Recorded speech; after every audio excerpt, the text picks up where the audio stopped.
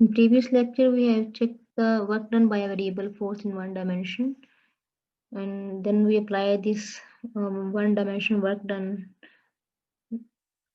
on a mass spring system, horizontal mass spring system. Work done by a variable force in the one dimension was calculated by using this formula. W is equal to integral x1 x2 limits from x1 to x2 into f dx. यहाँ पे integral था displacement के ऊपर और force यहाँ पे variable थी, force constant थी, फोर्स वेरी नहीं कर रही थी. तो in case of one dimension you can calculate the work done bye a variable force by using this relation. उसके बाद फर्दर फिर हमने इस फार्मूले को अप्लाई किया था एक मैस स्प्रिंग सिस्टम के ऊपर, और वहां से हमने in case of mass spring system जो वर्क डन कैलकुलेट किया था, that was the work done bye a restoring force, spring restoring force was minus half kx square, and the work done by the external force which we exert on the mass spring system, that was half plus half kx square. And this is actually the energy stored in spring. Now we will check the work done by a variable force in two dimension. हम वही same वही case है, again अपने work done जो है वो calculate करना है टू डायमेंशंस में बाय अ वेरिएबल फोर्स. देखिए यहाँ पे हम टू वन डायमेंशन में कैलकुलेट किया था, ठीक है, वेरिएबल फोर्स ही थी और वन डायमेंशन में था.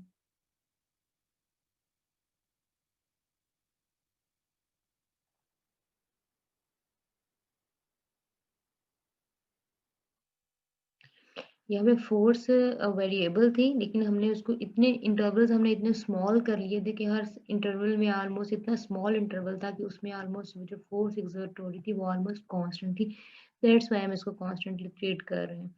अदरवाइज एक्चुअली तो ये फोर्स वेरी कर रही है, लेकिन क्योंकि इंटरवल हमारे इतने स्मॉल थे कि विद इन वन इंटरवल जो है ऑलमोस्ट फोर्स वो कांस्टेंट थी.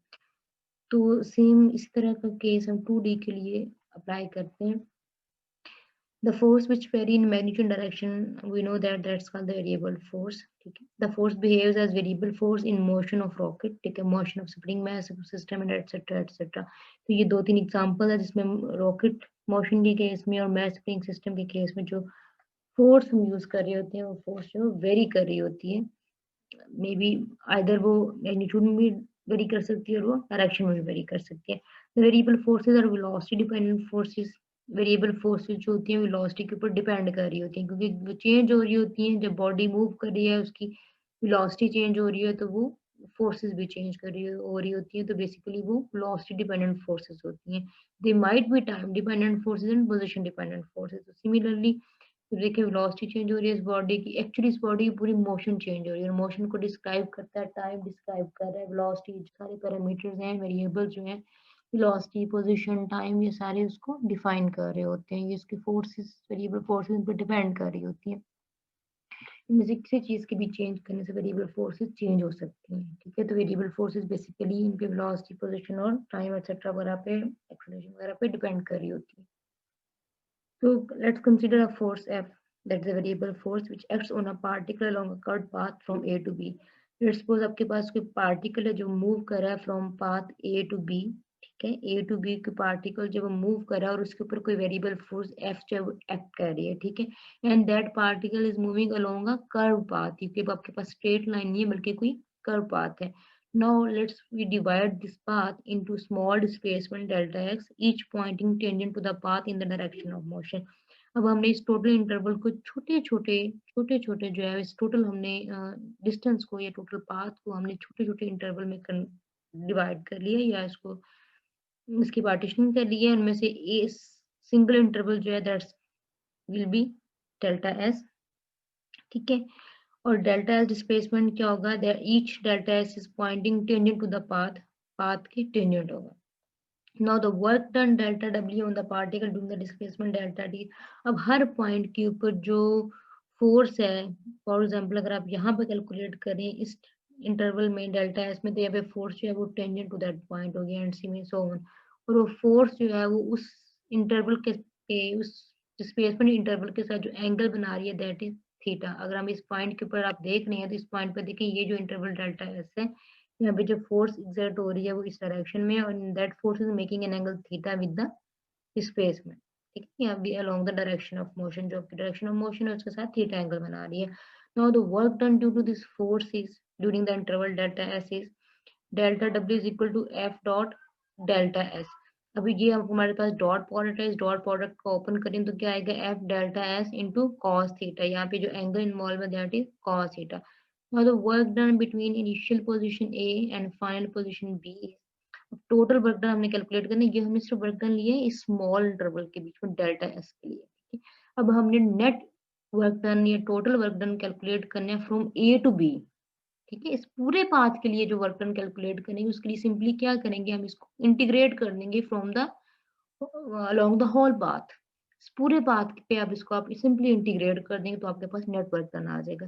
तो टोटल पाथ पे इसको करें, अब पाथ कहाँ से कहाँ तक, इनिशियल पॉइंट हमारा ए है, फाइनल पॉइंट बी है, ए टू बी इसको इंटीग्रेट करें, integral will be from A to B F dot delta S. जब आप इंटीग्रल में इसमें इस पे अप्लाई कर देते हैं तो ये जो आपके पास जो है ये टोटल इंटीग्रल में कन्वर्ट हो जाएगा डीएस में। इसको ओपन करें, सिंपली डॉट प्रोडक्ट यहाँ पे भी हमने देखा है एफ डॉट डेल्टा एस से इक्वल है F delta S cos theta. तो एफ डेल्टा एस कॉस है, delta S total interval DS में आ जाएगा, टोटल डिफरेंशियल सॉरी, ये आपके पास आ जाएगा F T S cos theta. Now the path is from A to B. What is the magnitude of the force? The force in two dimensions, force को vector form में represent करें, simply force F को convert करें component form में लिखें। तो to dimension का case है तो इसके दो कंपोनेंट आएंगे एक्स और वाई। तो एफ फोर्स वेक्टर जो आपके पास आ जाएगा X component plus Y component. So the force in two dimension and displacement two dimensions is, ठीक है, फोर्स और डिस्प्लेसमेंट दोनों को टू डायमेंशन में लिखें। डीएस भी आपके पास टू डायमेंशन एक्स और वाई डायमेंशन है, क्योंकि कर्व पाथ है स्ट्रेट लाइन, स्ट्रेट लाइन होती तो वहां पास कोई एक सिंगल डायरेक्शन होती, एक सिंगल डायमेंशन होती। अब यहाँ पे कर्व पाथ है तो ये दो डायमेंशन के अंदर है, 2D में है। तो फोर्स और डिस्प्लेसमेंट की ये जो वेक्टर फॉर्म है वो आप इस इक्वेशन में पुट करें। Now the W is equal to from integral from A to B force F in vector form, in rectangular form, dot ds dot delta s dx plus dy इसको खूब करें। आप सिंपली इसको multiply करें, dot product है इसको open कर लें, मल्टीप्लीकेशन करेंगे तो सिर्फ आई डॉट आई और डॉट जे वाले कंपोनेंट आपके पास आ जाएंगे, F X D X plus F Y D Y. तो ये आपके पास वर्क डन आ जाएगा in 2D। This is called the line integral of force. ठीक है, ये लाइन इंटीग्रल है किसका, फोर्स का। सिमिलरली वर्क डन, ये हमारे पास टू डायमेंशन में work done.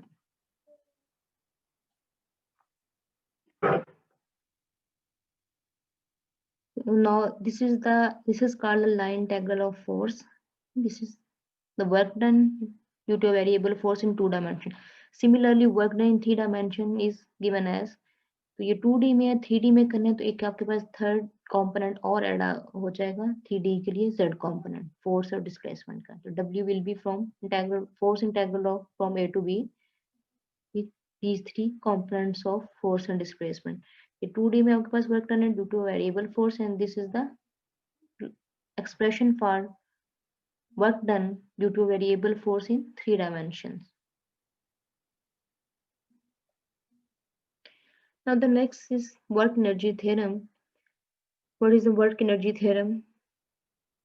The change in kinetic energy is equal to work done on a body, and that's called the work energy theorem. Change in kinetic energy is equal to work done on a body.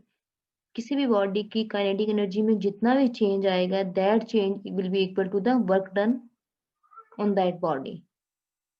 Now let's prove this theorem. Consider a body having mass m। Suppose आपके पास कोई body है जिसका mass m है। Now this body is moving initial with an initial velocity v1।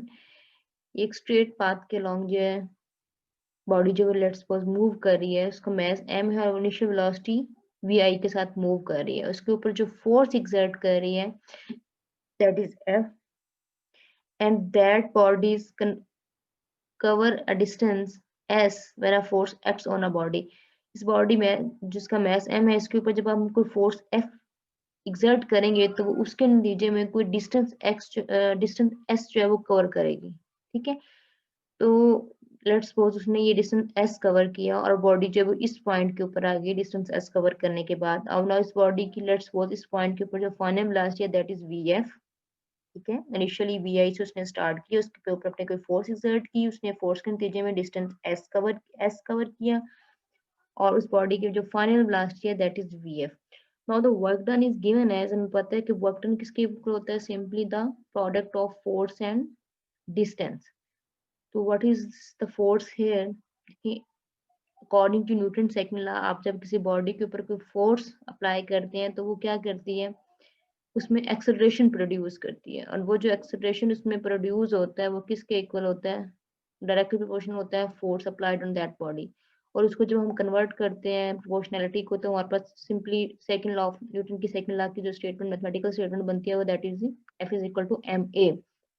Now इसके ऊपर हम जो फोर्स एक्सर्ट कर रहे हैं वो फोर्स एक्सर्ट करने से इस बॉडी मास में जो एक्सेलरेशन ए प्रोड्यूस हो रहा है उसकी वजह से जो फोर्स की मैग्नीट्यूड है that is equal to M A. तो ये फोर्स की वैल्यू पुट कर दें एम ए इंटू एस, ये आपके पास आ जाएगा work done.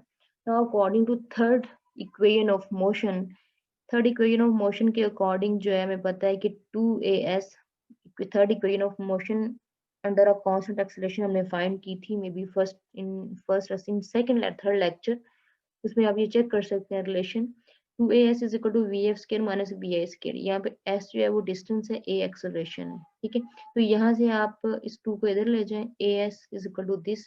Now put the value of as from this relation into this equation.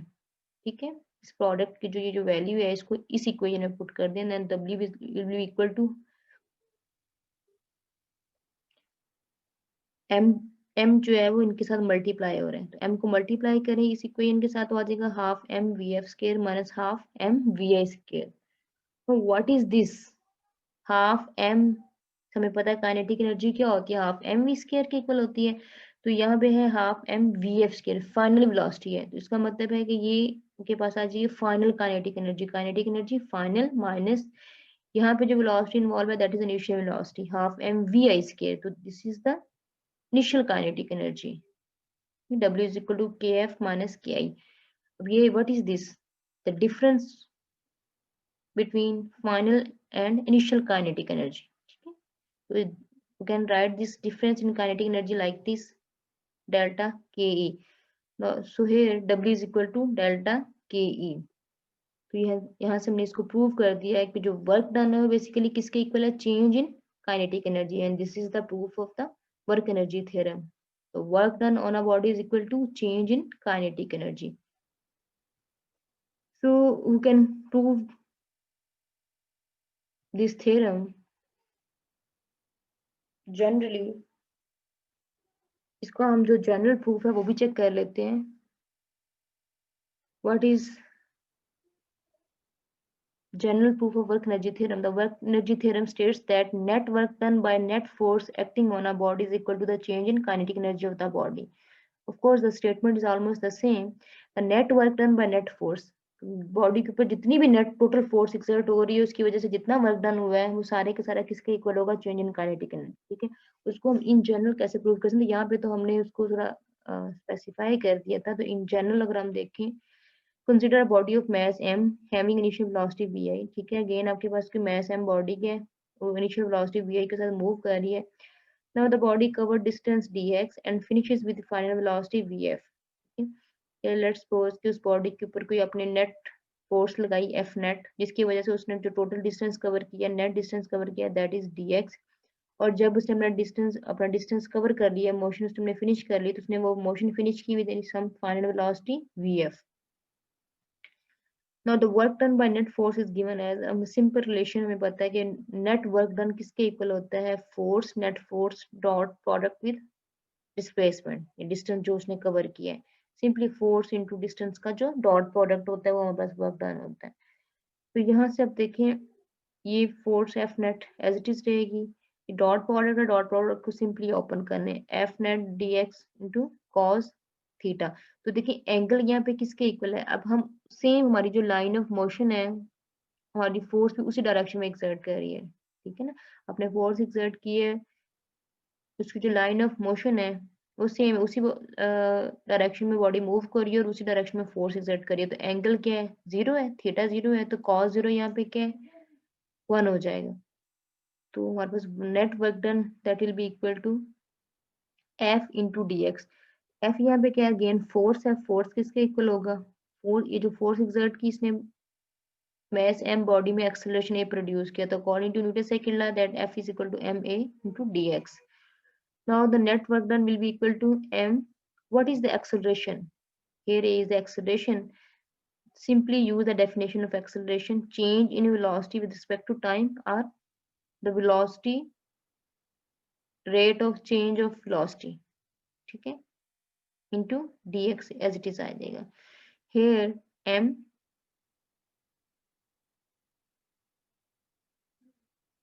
what is this, dx over dt. dx over dt किसके इक्वल आपके पास आ जाएगा, change dx over dt is simply velocity, so here m, ये dv as it is रहने दें, ये dx over dt, ठीक है, dv ऐसे रहने दें, dx over dt किसी इक्वल है, वेलोसिटी v के इक्वल है, तो ये v उसने पुट कर दी mv, और ये वाला dv as it is आ जाएगा, ठीक है। Now the net work done is given as, अब नेट वर्क डन हमने कैलकुलेट करना है, तो नेट वर्क डन किसके इक्वल आ जाएगा, देखिए m इसमें कांस्टेंट है, m को इंटीग्रल से बाहर निकाल लें, तो यहाँ पे वेरिएबल क्या है, वेलोसिटी है, वेलोसिटी चेंज हो रही है, तो वेलोसिटी कहाँ से कहाँ तक चेंज हो रही है, अभी हमने पीछे देखा है कि इनिशियल वेलोसिटी v1 से vi से फाइनल वेलोसिटी vf, इसमें वेलोसिटी की इंटीग्रल की लिमिट्स पुट कर दें, vi टू vf vdv, इसको इंटीग्रेट करें, सिंपली इसकी इंटीग्रेशन करें हाफ v स्क्वायर, इसमें लिमिट्स पुट करें, upper limit vf and minus lower limit vi, तो क्योंकि इसका v का स्क्वायर है तो vf square minus vi square, simply इसमें पुट करें कि हाफ m, और ये लिमिट्स आपने पुट कर दी, इसको मल्टीप्लाई कर दें इसके साथ, half m vf square minus half m vi square, net work done आपके पास आ जाएगा final kinetic energy minus initial kinetic energy, ठीक है, अगेन आपके पास वही आ गया change in kinetic energy. So this is the statement of work energy theorem for non constant forces, ठीक है, hence here is the proof of the work energy theorem. ये जो हमने था यहाँ पे हमने उसको कांस्टेंट फोर्स ले लिया, तो हमने इसको स्पेसिफाई कर दिया कि फोर्स कांस्टेंट है, तो उसके नतीजे में सिंपली वर्क डन जो है वो आप इस तरह से कैलकुलेट कर लेंगे, ठीक है ना। लेकिन अगर आपके पास कोई वेरिएबल फोर्स है, नॉन कांस्टेंट फोर्स है, नॉन कांस्टेंट फोर्सेस के नतीजे में जो वर्क डन होगा उसको हम जनरल प्रूफ जो है वो इस तरह से कर सकते हैं, यानी कि उसको जब आपने कैलकुलेट करना है तो वेलोसिटी पे आपने उसकी इंटीग्रेशन करनी है, ठीक है ना, इस तरह से उसको इंटीग्रेट करके फिर आपने नेट वर्क डन जो है वो कैलकुलेट करना है for non constant forces. So this is the generalized form of work energy theorem. Now the next is the mechanical power. How we can write its units and drive its formula. Mechanical power is basically the rate of doing mechanical work is called the mechanical power. आप जिस rate के ऊपर mechanical work करते हैं, ठीक है, वो rate कहलाता है मैकेनिकल पावर, कि आपने यानी कितना वर्क पर कितने टाइम में किया, ठीक है ना, अपने यूनिट टाइम में, एक्चुअली यूनिट टाइम में कितना वर्क डन आप कैलकुलेट जो है वो कर रहे हैं, ठीक है ना, कितना वर्क हुआ, मैकेनिकल वर्क हुआ यूनिट टाइम के अंदर, ठीक है, per unit time, that's called the mechanical power.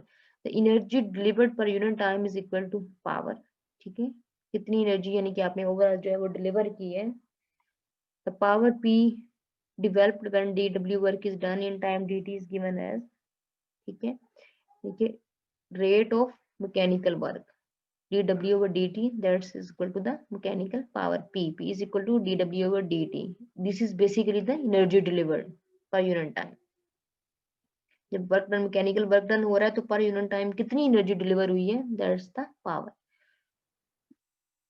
तो there are two types: instantaneous power and average power. What is instantaneous power? The power developed when very small amount of work is done in a very small interval of time such that time approaches to zero. कि जब आपके पास बहुत ही small amount of work done हो, mechanical work done हो, very small interval of time, कि जब बहुत छोटे टाइम इंटरवल के अंदर, बहुत छोटे कम टाइम इंटरवल में, ऑलमोस्ट वो टाइम इतना छोटा है कि अप्रोचेस टू जीरो है, तो जाहिर सी बात है जब टाइम आपके पास बहुत थोड़ा सा, बहुत स्मॉल टाइम है, तो उसके अंदर होने वाला वर्क भी तो बहुत स्मॉल सा होगा ना। उस वक़्त फिर उसके ऊपर जब हम इसके ऊपर जब आप लिमिट्स लगाएँगे, और लिमिट्स लगाने के नतीजे में आपके पास जो टोटल पावर आएगी, नेट पावर आएगी, that's called the instantaneous power. ठीक है ना? यानी कि किसी खास लम्हे के ऊपर, कि किसी खास टाइम इंटरवल के ऊपर, किसी खास लम्हे में डिलीवर होने वाली एनर्जी जो है, that's equal to the power. इसके ऊपर लिमिट्स लगा दें, that delta t dt approaches to 0, यानी कि बहुत स्मॉल टाइम में, बहुत ही स्मॉल टाइम इंटरवल में जो टोटल एनर्जी डिलीवर हुई है, that's called the instantaneous power. यानी कि एक खास लम्हे के ऊपर जो आपने पावर नोट की है, एनर्जी जो डिलीवर हुई, that's the instantaneous power. And you can derive that, you can find that power by using this relation. What is the average power?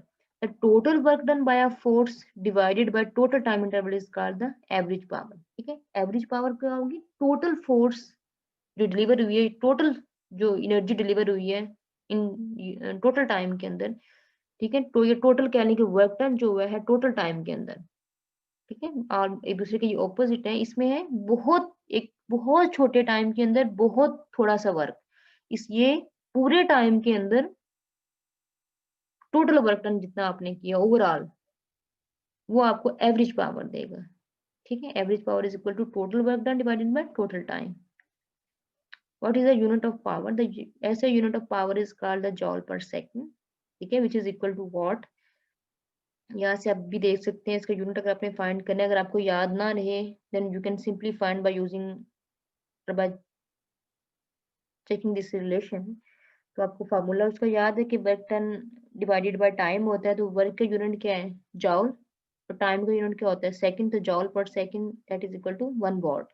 The bigger unit of power is called the kilowatt and megawatt. ठीक है, ये तो smallest unit है, इससे अगर ऊपर जाते हैं, वर्क टन बहुत ज्यादा मैकेनिकल पावर या वर्क टन हुआ है, या मैकेनिकल पावर या एनर्जी डिलीवर हुई है, उसको फर्दर हम किलोवाट में या मेगावाट में भी कर सकते हैं। ठीक है, 10⁻³ एंड मेगावाट 10⁻⁶। द नॉन ऐसे unit of power is called the horse power. ये है ऐसे यूनिट में। ठीक है, जो नॉन ऐसे सिस्टम्स हैं उनमें जो इसकी नॉर्मली पावर का जो यूनिट यूज किया जाता है, that's equal to horse power. और 1 हॉर्स पावर किसकी इक्वल होती है? 746 वॉट।